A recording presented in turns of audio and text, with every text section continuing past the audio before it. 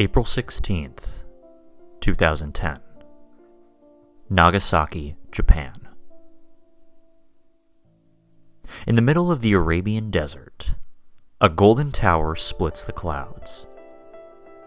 Written in giant letters of brick next to it stands a sign: Idol Services.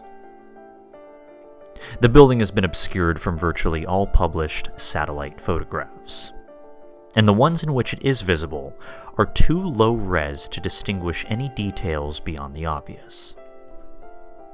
Located behind it is a large, fenced field with dozens of military-fashion tents set up.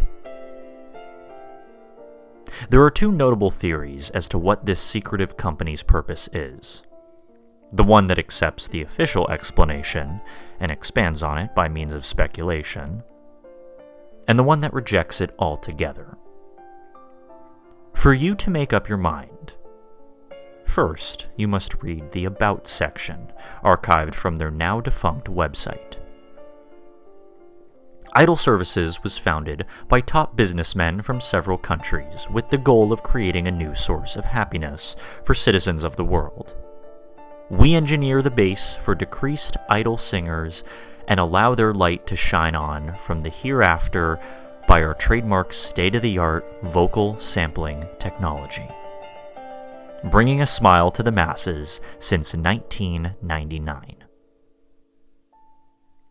In addition to this, they used to have an orders section, from which you could buy numerous CDs, purportedly recorded after their respective singers' deaths, along with ones written and produced for already split-up groups that were recorded in the Idol Services studio as special albums. There was much speculation as to how the unique styles of certain artists were captured by imitators. That is one of the main theories, because the prospect of the company being what they claim to be sounds understandably ridiculous to many. However, if one was to inspect the timelines of the artists who they claim to have recorded, it would be difficult to not see the potential reality behind their claims. Now, with the deceased's permission, I've done research on the last moments of singer Seiyoko Aomi, and unearthed a secret that was not meant to be known. In late 2009, only weeks before her early demise at the age of 19, Miss Aomi's manager was contacted by a foreigner who wished to record her. Even more unusual of an aspect of this call was that he did not specify any songs nor what record label he represented, if any. I interviewed her manager about this, and he admitted to feeling somewhat puzzled by the oddly specific request. See, the foreigner wished to have Seiyoko meet him alone at the Nagasaki airport. Denying this for safety reasons, her manager had convinced the man to allow her to be accompanied by security personnel at the meeting, and the reason the deal was accepted to begin with was that the foreigner offered to pay more than double what would be usual for arrangements such as this. Well, she went to meet the foreigner, accompanied by two security guards and her manager. The man that came to meet them was tall and dark, with a long brown beard, appearing Middle Eastern. Although Seiyoko's manager could not be certain of his nationality, he believed him to be either Saudi Arabian or Emirati. He had introduced himself as Nabu al-Jabbar. He dressed in a neat velvet suit and wore sunglasses throughout the meeting, somewhat to the ire of both the singer and her manager. Following the meeting, Seiyoko had told him that he trusted the foreigner regardless of his slightly rude behavior, and that she was willing to record at his studio. A week later, she met again with the man, this time entering his private jet with her manager and flying off to Dubai, and from there they embarked into the desert on camels. The manager got sick and had to turn back with the guide, leaving Miss Aomi alone with Nabu al-Jabbar. He still regrets this decision, feeling that if only he had stuck with her regardless of his illness, she may still be alive. Now, whether this is true or not, I can only speculate. But what is known is that Sayoko did in fact record an entire album worth of material at the Idol Services studio. I have heard the raw a cappella recordings myself and can say for certain that it is her, having known her since she was a little girl. Now, what I don't know is how she ended up in Amman, Abu Dhabi, Tokyo, Hiroshima, New York, Los Angeles, Helsinki, and Imatra in pieces. December 10th, 2009. Amman, Jordan. 2 trucks were inspected by police and their drivers questioned. They were later arrested on suspicion of human trafficking and murder, though mainly under circumstantial evidence. The only concrete piece of evidence that they had was the single finger propped up in a glass container within one of the trucks. The ring finger belonged to Sayoko Aomi, and it had been cut off while she was still alive. December 12th, 2009, Abu Dhabi, United Arab Emirates. A suspicious package arrives at a junior high school, dropped off by a man who eyewitnesses said appeared European. Inside were 5 toes, all cut from the left foot of the idol singer. And again, tests revealed that she had still been alive when they were severed. December 13th, 2009. Tokyo, Japan. A businessman came home to find a package wrapped in plastic in his bed. He opened it and saw, to his shock, that it contained a human nose. This, too, belonged to Sayoko. It couldn't be determined whether she had been alive when it was cut or not, as the tissue was too damaged, but I'm almost certain that she hadn't died yet. December 16th, 2009. Hiroshima, Japan.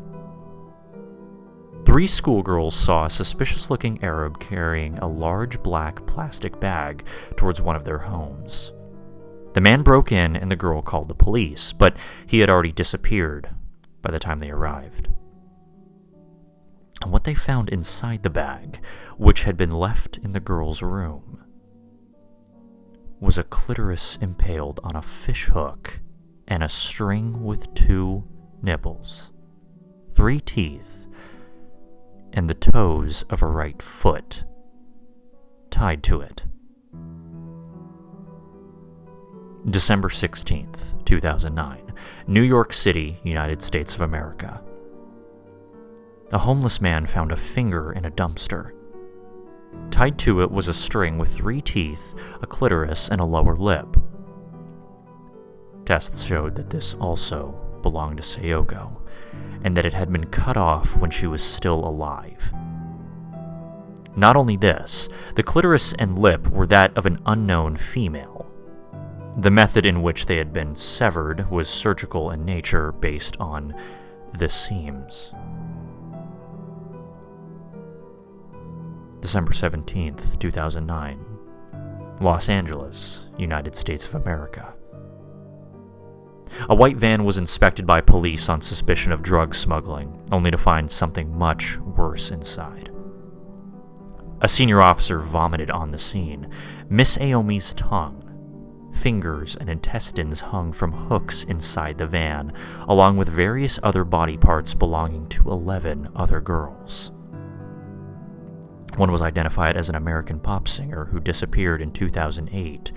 Her uterus, ovaries, and breasts were plastinated and attached to her microphone stand. An unknown woman's entire torso was also found inside the van, with a fork and a knife stuck into the organs that had been revealed by a clear Y incision. December 20th, 2009. Helsinki, Finland. an art collector was arrested in the act of buying a stolen statue.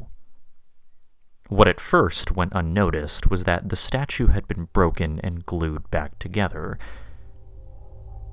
But inside, investigators found Miss Aomi's severed ribcage complete with lungs, heart, and part of the large intestine strung up to it.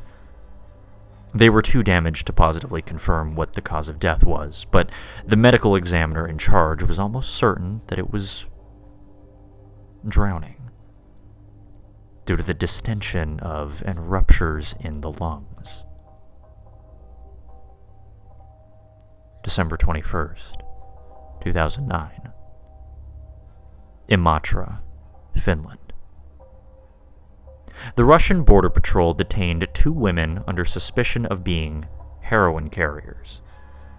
One of them confessed right away and was jailed, but the other one pled that she was innocent until a cavity search was performed. Stashed deep inside her rectum, there was a bag of heroin, but that wasn't all. The bag was tied with human hair, and it also contained several teeth. There was already a small tear in the bag, leaking the drugs into the woman's body. And whether this was intentional or not couldn't be determined, but she appeared genuinely clueless as to how they got there. December 18th, 2014. Nagasaki, Japan. 3 years after the investigation, an Idol magazine clipping was sent to me by a reader. Reading it, chills had run down my spine. Seiyoko Aomi's manager had been found dead. His suicide note was 300 pages long, detailing the gruesome torture of the singer that he had taken part in. It ended with the following words: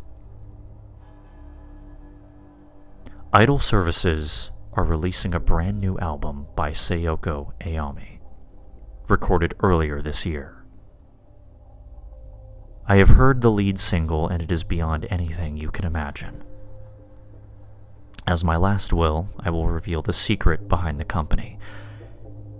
It isn't true that they sample vocal recordings by singers. Instead, they tear out their vocal cords and attach them to machines. I know nobody will take me seriously, but this is how it is. I have seen it with my own eyes, and I have heard it with my own ears. I can no longer live with the guilt of knowing this and being unable to do anything to help the poor souls gain rest.